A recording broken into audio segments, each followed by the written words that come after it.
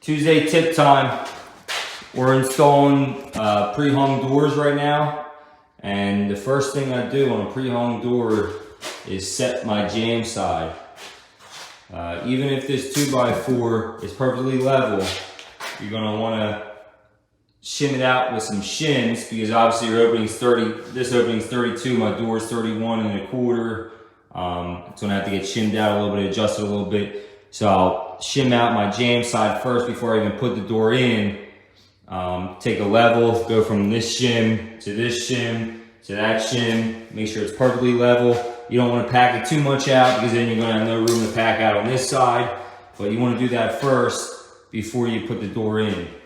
That way you can work off the hinge side first. Always work off the hinge side when installing pre-hung doors.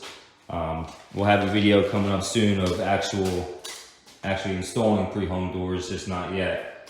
And that wraps up your Tuesday tip.